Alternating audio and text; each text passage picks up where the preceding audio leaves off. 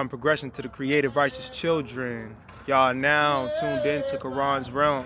I introduce you to this divine frequency. I hope that y'all feeling it. I'm sending y'all a heart full of love, heart full of positive energy, radiant energy, life force energy, vitality. That's your vitality. You better take it, you better use it. Ashe. That's the ashe that you was given, that you was gifted. So, getting into it today, the vibes is something that a lot of people been asking me about. A lot of people been questioning, been like, all right, so how do I connect to my ancestors? I know a lot of ones want to know how to do that. Some videos out, but I mean, I'm gonna just tell y'all how I connect with mine and what my practice looks like. So hopefully that can inspire something where, you know, you can figure out what your practice is, because, you know, as far as spirituality goes and the way that I look at spirituality, it's a fully creative thing. So whatever resonates with you is what you need to do. Whatever resonates with me is what I'm gonna be. You know what I'm saying? So yeah. All right, so the first thing is this. If we want to connect to our ancestors, we need to know who our ancestors are. You know, a lot of us, especially for the Africans born inside of the diaspora, well, a lot of ones and ones out here, we don't know who our ancestors are. So let's even talk about, well, let's specify and clarify what I mean when I say connect to your ancestors.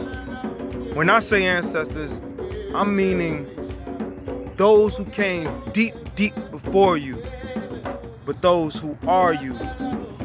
I'm referring to this ancestral plane. It's an energetic field. It's like the wind. It's everywhere of just ancestors. And it's an energy thing. It's all around you, right? And they flow through you in every moment. The thing is, you just have to allow your mind to be open to receive their connection. So these ancestors are way, way, way back. So I'm talking ancient in what we would call Ghana today, what we call Nigeria today, what we would call Tanzania, Mozambique, what we would call Uganda today. All of these places in Africa, these are the ancestors that live indigenous, that live naturally, that live holistically, that lived in accordance with nature, in accordance with the earth. You see, so all of those ancestors are the ancestors that I refer to when I say the ancestors, right? So another question would be, what do these ancestors even want? What do they value? You know, that's how we get to know them, who they are, because they just you. They just older versions of you. How you would treat your ancestors, you know, is how you would treat an elder. When you come into the presence of an elder with respect, looking to connect, to seek wisdom, to seek guidance. You don't come to an elder and beg. Enough people, you know, want to come to their ancestors to, you know, clear the blockages, ancestors. Clear my financial blockage, ancestors. Give me some money. You know, I need some money. You know, enough people will come like that, but you gotta really sit down with these people and you gotta see them like they elders, because they are, and they you in your highest form, in your highest version, the you that has all the wisdom of living a lifetime, a full forward lifetime on earth, and lifetimes on earth. Plenty, plenty, plenty experience. So these are who the ancestors are when I talk about the ancestors. And what they value is your time, they value your presence, and they value being remembered. You know, how do we remember the ancestors then? Be in your essence. Step in your essence as an African man. excuse me, step in your essence as an African man, as an African woman, as an African child. Step in your full essence as an African elder.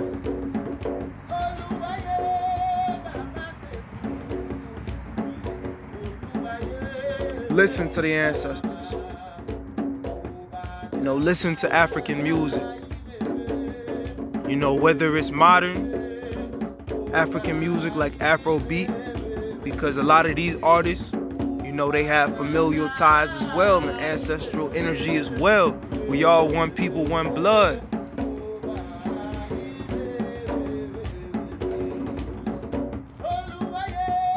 Listen to traditional African music. Listen to, you know, Yoruba music. And that's not the only tribe either. Ashanti music, Akan people music, the Fon people music. You know, you can just research different tribes in Africa and play their music. Sometimes it's really just the music that's gonna do it for you. When you start to feel this certain heritage of like, wow, I remember this. It's somewhere past my conscious mind, my seeing mind, my day-to-day life. It's past that. It's something ancient, it's something higher. And like Bob said, something higher. You know, it's something past just what we dealing with on the physical, on a day-to-day basis. So, another way that you can connect with your ancestors is simply by speaking to them. How do you speak to them? But they're always speaking to you. That's the first thing to understand. They always sending you these ton of signs. It's always signs. And I don't know if y'all picked up on it with the camera and all, but when I said it's a ton of signs, the wind picked up. So that's a blatant example right there. You know that the ancestors flow and work in mystical and magical ways. And it's simply about looking around in your environment, because this is what they utilize. Whatever you have in the present moment. If you're outside, it's going to be the wind. If you're inside, it might be something that people say on the TV that's just in this perfect alignment with something you was thinking. You know, you was thinking about some shea butter and the oil, and then you see a commercial like, wow, right there. You know, and that's just how they might work. Say if they trying to get you to see that. And you have to know that they're all around you, right? So when you know this, what you can do with this information is utilize it so that you can speak forward to the ancestors, right? Meaning that I see that my ancestors right next to me. It's not no mystery. It's not no spook. It's not nothing that I gotta be afraid of. It's nothing that I can't deal with, nothing that I don't know. Maybe something I don't know, because all it is me though. You right? So when we connect to the ancestors, what we're doing is simply speaking forward to them. You know, as simple as this, especially for the ones in the diaspora. We don't know where our heritage is. It could be anywhere on the continent. You say this, or say something along the lines of this, because like I said, you create your own connection to your ancestors. They're people, real people. Forge a connection, how you would with a real person. Get to know them. So, it could be something like this. I come to you as a diasporan, somebody who was lost in the hurts and travels and pains of slavery. And I just wish to reconnect wherever you are, whoever you are. I wish to know you better. And when you say this or something along these lines, in direction with my benevolent ancestors, I call on you. I call on your guidance. I call on your strength. I come to you. I don't know how to do this respectfully or honorable yet in the way that you used to. or the way that you would want me to. But I come to you with intentions to connect, and I seek your guidance, and I seek your wisdom, and I seek your insight. Work with me. You know, give forth more life into my daily life. Bring forth more clarity. You know, as simple as this. All right, next thing. Offerings and libations. So let's just start with the offering. What is an offering? An offering is a gift to your ancestors to nourish and satisfy their spirit. You know, they don't necessarily eat, well, they do eat food. They eat food, but they don't always eat the physical of it. You know, most of the times what they'll do is take the essence and the energy of it for themselves and then just leave the material there. So you can offer ancestors many different things. I personally always offer my ancestors fruit. They love fruit. Specifically, my ancestors' favorite oranges, bananas. They really like oranges though.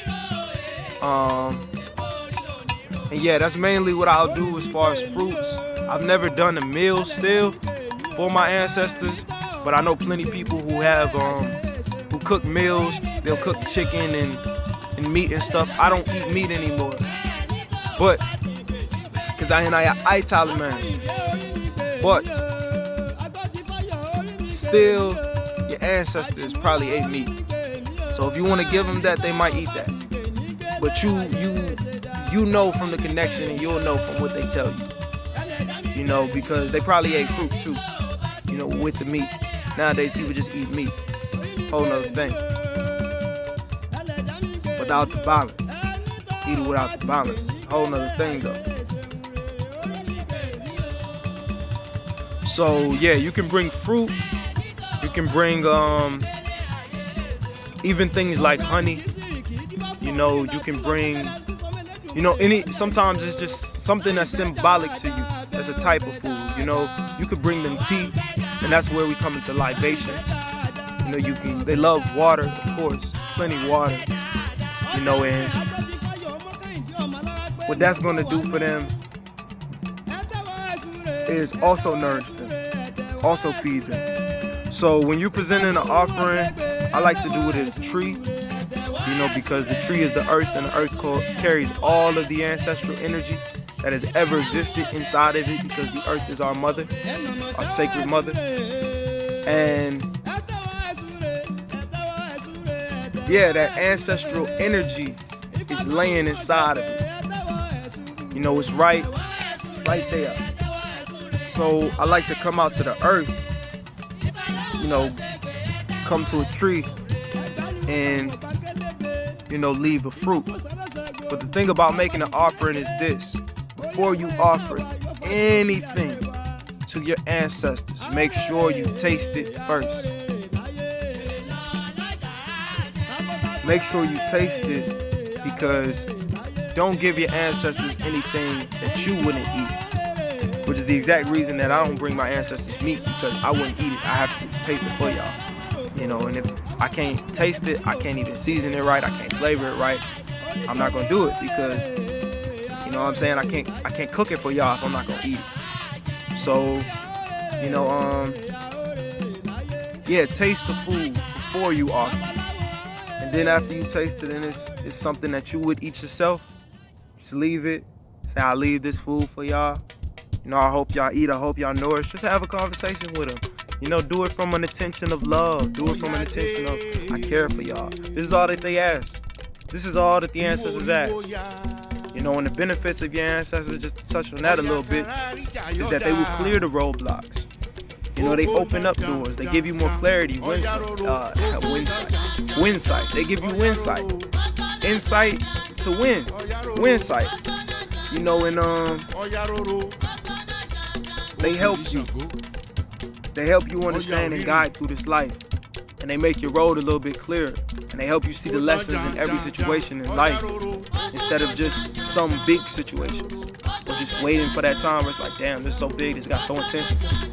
Nah, they give you that all the time. Libations, yes, libations. Libations are like offerings, but and offerings too don't just have to be food. I just want to say that about offerings. Offerings don't just have to be food. You know, an offering can be